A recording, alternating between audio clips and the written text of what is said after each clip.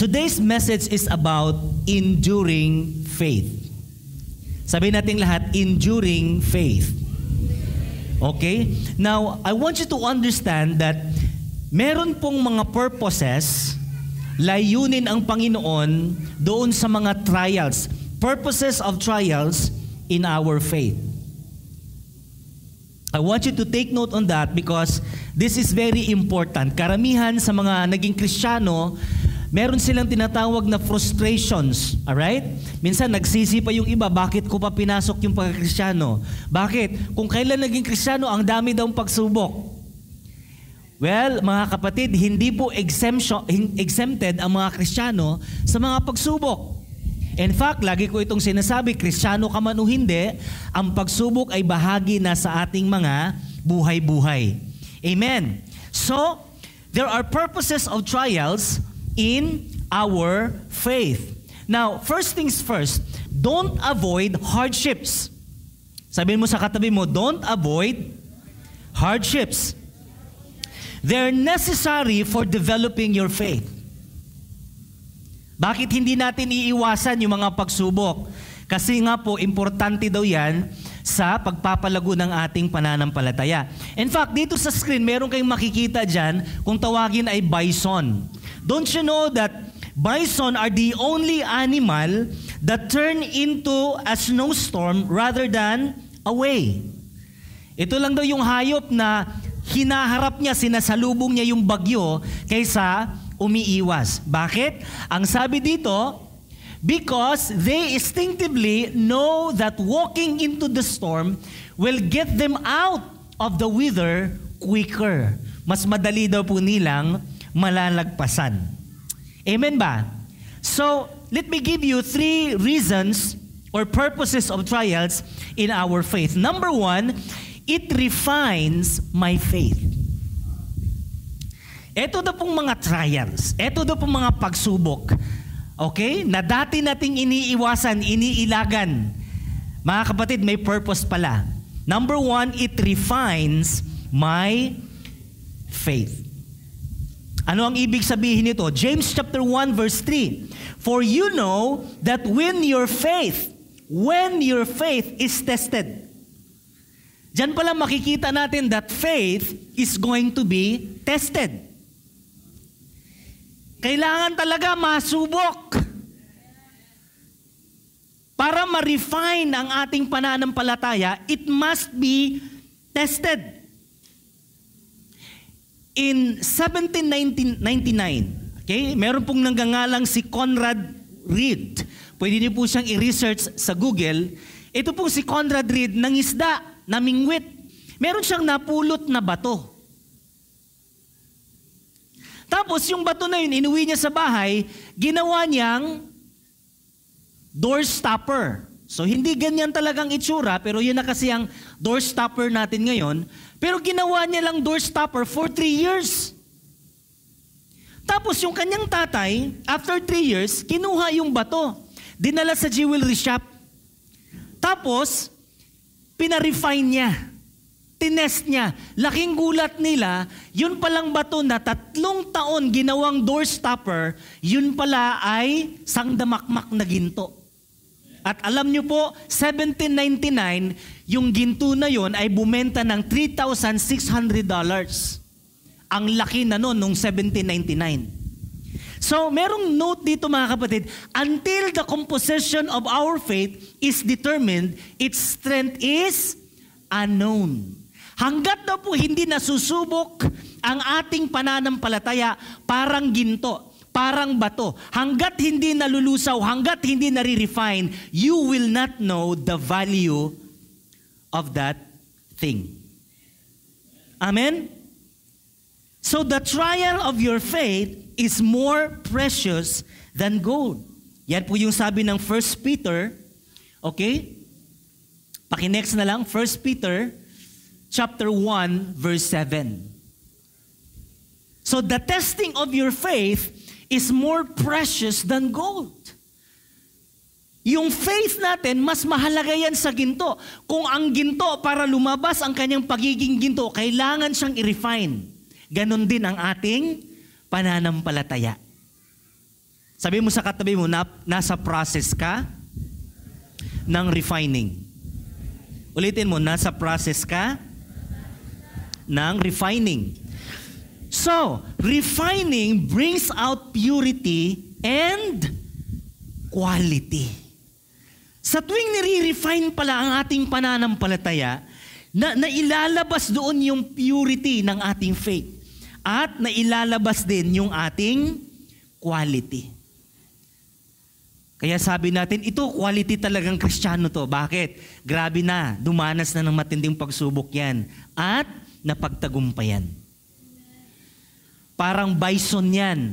Hindi umiiwas sa mga pagsubok, kundi kinakaharap ang mga pagsubok. Sabi mo sa katabi mo, huwag mong iwasan. So meron pong group of young people, okay? There were group of young people, mga kababaihan sila. So isang araw, nabagabag sila sa verse, Malakay chapter 3 verse 3.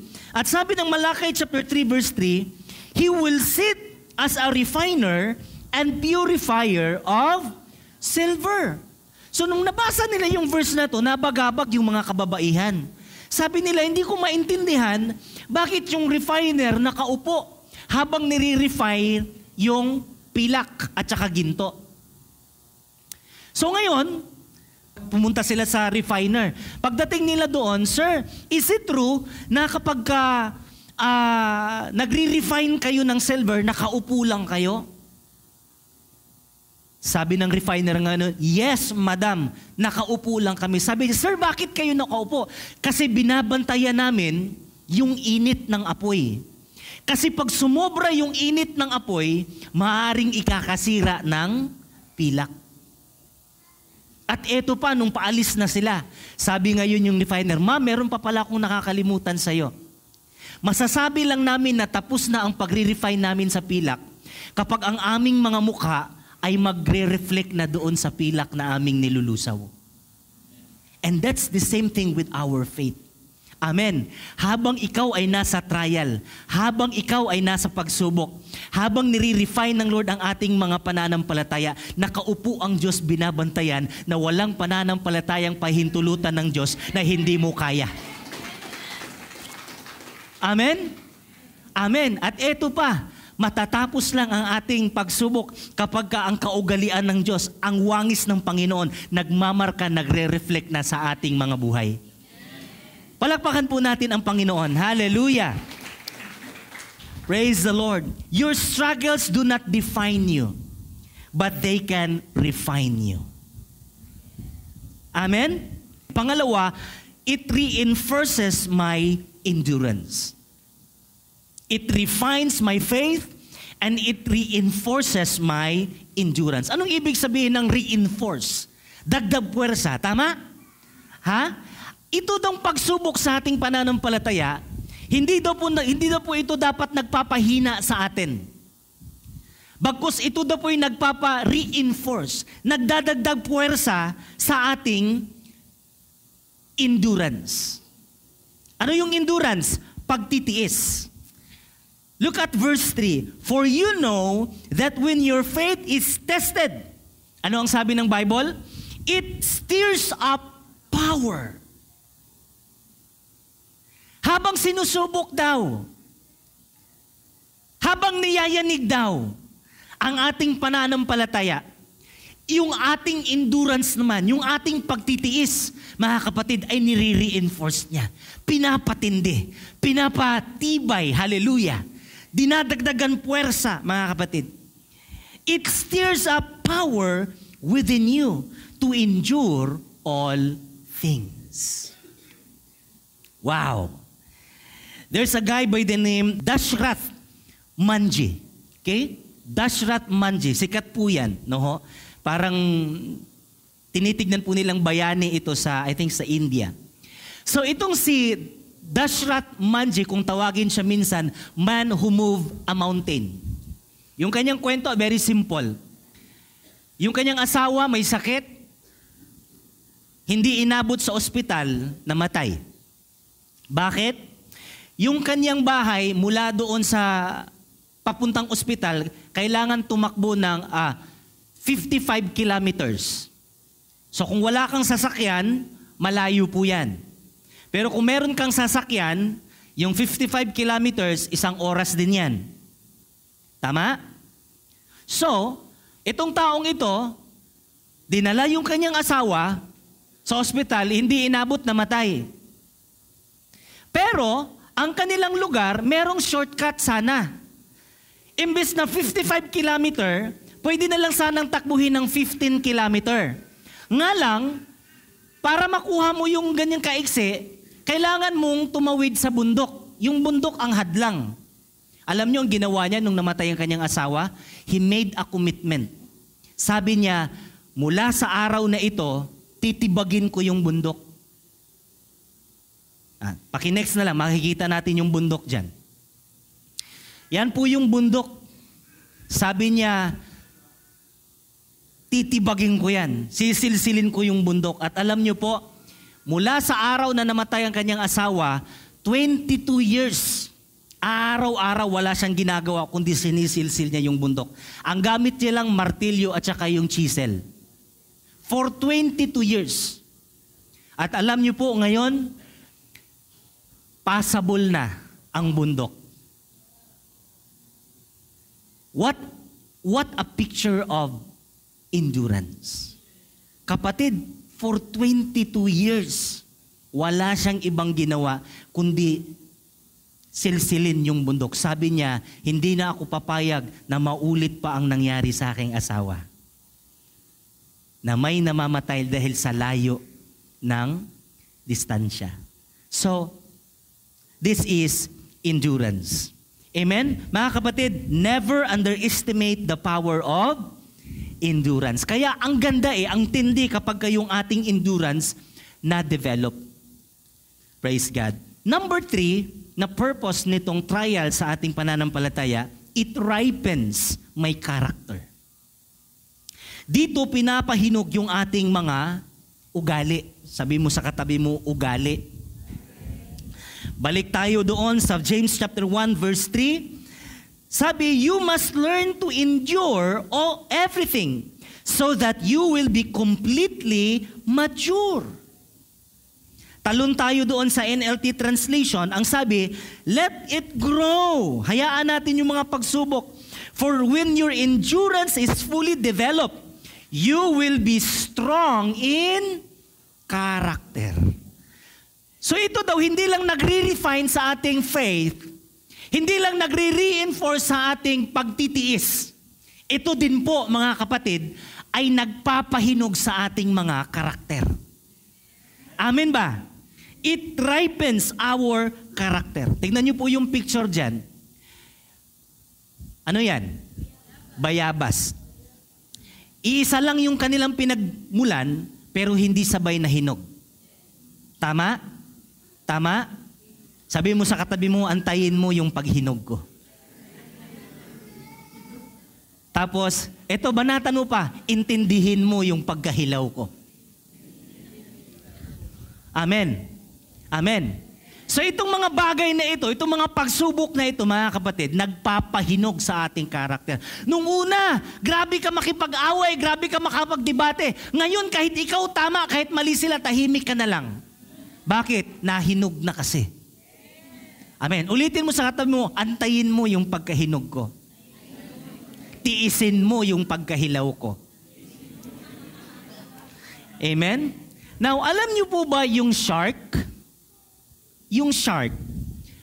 Yung shark, pag nilagay mo yan sa aquarium, lalaki po yan hanggang 6 to 9 centimeter. Sa aquarium. Pag medyo malaki-laki yung aquarium, pwede siyang lumaki siguro ng ganon. Pero alam niyo po ba, kapag yung shark na yan, pakawalan mo doon sa ocean, lalaki po yan, mas malaki pa sa tao.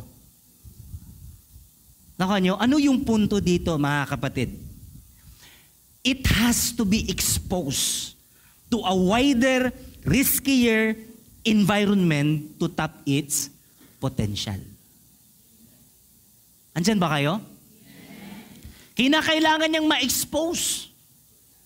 So pag nilagay mo siya sa dagat, pwede siyang kainin, mas delikado, tama, mas risky. The bigger, the wider, the riskier. Amen ba? But there's no other way for that shark to grow to its potential. You have to take the risk. Amen. Amen ba mga kapatid? Do you know what hinders us from growing? The so-called safe place. Ayaw natin yung napagsabihan. Ayaw natin yung risk. Ayaw natin yung, alam mo, ayaw natin nakukorek. Ayaw natin yung dadaan ka ng mahirap. Ayaw natin lahat. Gusto natin lagi safe place. Yan yung lugar na magpapabansot sa'yo. Yeah. But I want you to see that the purpose of our trials is to ripen our character. Yan yung magpapatindi sa atin. Palakpakan nga po natin ang Panginoon. Hallelujah. So tatlo yan ha. Purpose ng trials. Ano yung una? It refines our faith. Second, it reinforces our endurance. Number 3, it ripens our trials. So, this morning, how does God want us to respond to trials? Ngayon na meron palang benepisyo itong mga pagsubok na ito, ano nga ba ang nais ng Panginoon kung papaano natin ito yakapin? Papaano tayo mag-respond sa trial? Number 1, ask God for wisdom. Ask God for wisdom. Why? Because knowing He won't fail you. Ask God for wisdom. Look at verse 5. If you need wisdom, if you want to know what God wants you to do, ask Him. So kapag may problema, kapag may pagsubok mga kapatid, ang first respond natin is to ask God for wisdom. Ang problema, hindi sa lahat ng panahon, okay, nasusolve sa miracle. Amen. The Bible says, especially in Proverbs, that wisdom is a principal thing. Matindi po ang wisdom. Kasi kung may problema ka, halimbawa ang problema mo, gusto mong magsaing pero wala kang pusporo. Anong kailangan mo? Prayer? O lumakad at maghanap, manghingi ng pusporo? Wisdom. Amen. Amen. So kapag nasa problema ang isang tao, hindi dapat pinupost sa Facebook ang problema. Kasi hindi siya solusyon sa problema. How to respond trials? You respond it by asking God for wisdom. Lumuhod ka, umupo ka, kausapin mo si Lord. Lord, what should I do? Anong dapat kong gagawin? May tanong ako sa inyo, ilang taon na kayo nagpo-post ng problema ninyo sa Facebook? Na-solve ba? Tapos sa tuwing pumupula, may notification, excited ka. Tapos yung nag-post pa lang, umiti lang. Inis na inis ka ngayon. Kasi emote na emote ka, tapos yung reply, ngumiti lang. Inasar ka pa. So, what should we do? Kapag may pagsubok, kapag mayroong matinding hamon sa buhay, ask God for wisdom. Kung papaano ka makawala nito, Lord, I need your guidance. Lord, I need your wisdom. Amen ba? If you need wisdom, if you want to know what God wants you to do, it has something to do with your actions. Anong dapat mong gawin? Doon mo ikonsulta sa Panginoon yan. Balikan mo ang salita ng Panginoon at doon mo mahahagilap yung wisdom ng Lord. Doon mo mahahagilap ang kalooban ng Diyos sa buhay mo. Hallelujah. So ask God for wisdom because He gives gladly, He gives generously, and He gives ungrudgingly. Pag nagbigay ang Panginoon, walang halong, di ba kahapon binigyan na kita, yun, yung ungrudgingly. Walang halong sisi. Alright? So, the first response is to ask God for wisdom. Number 2 is to believe and don't doubt.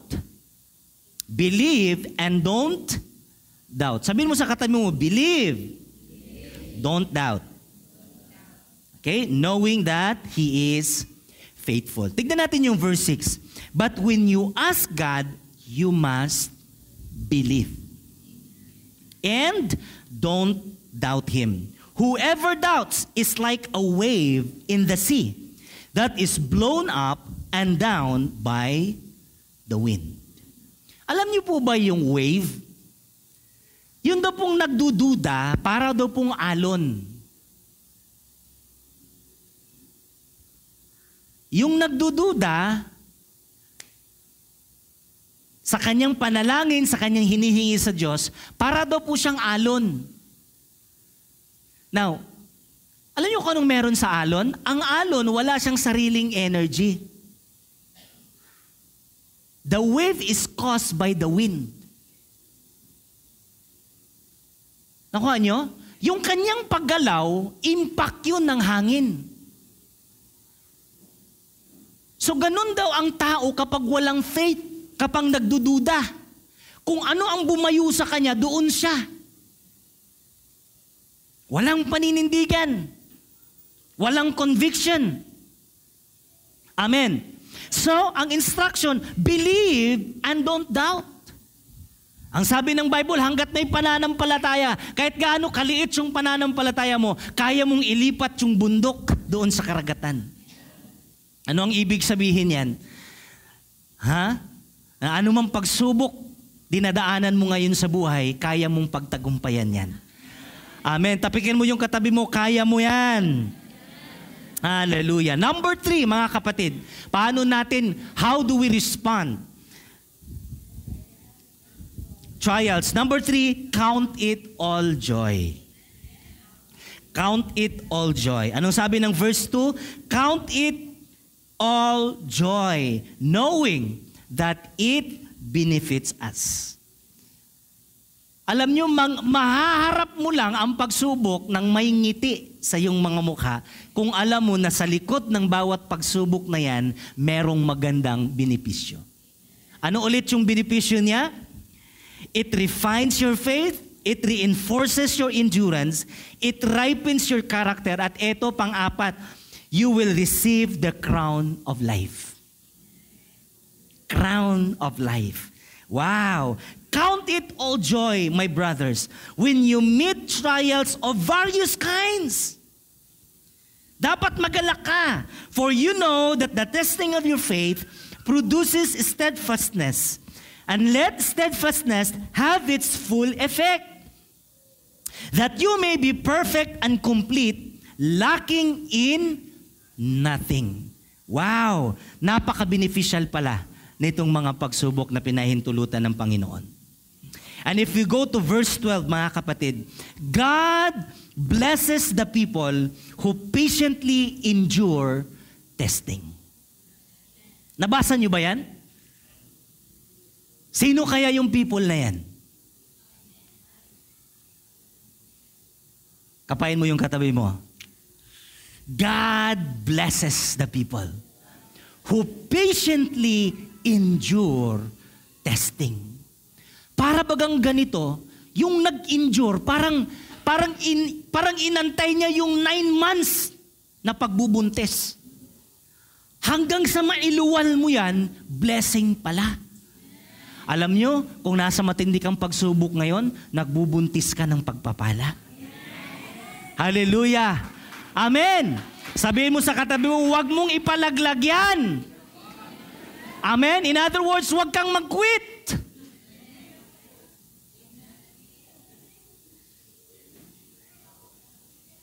Sabihin mo sa katabi mo, ilang pagpapala na kaya pinalaglag mo? Ha?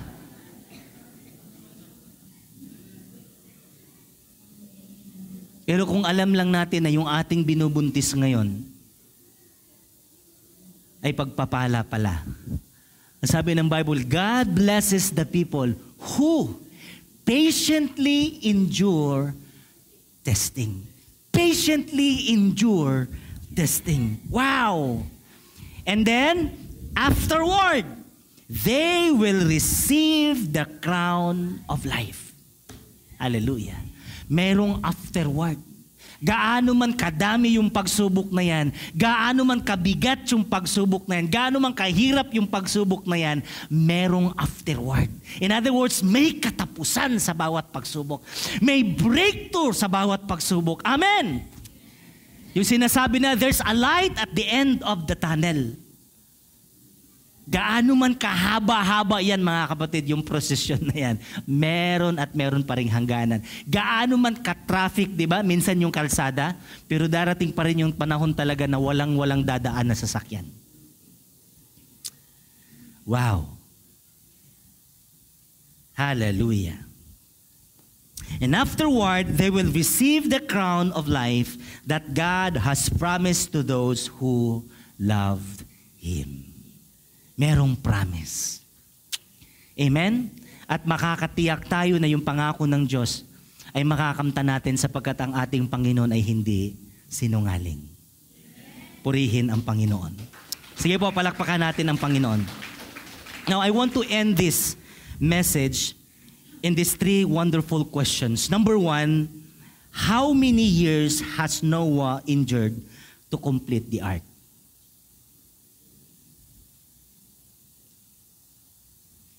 Ilang taon ba tiniis ni Noah para matapos yung barko? Kapatid, 120 years.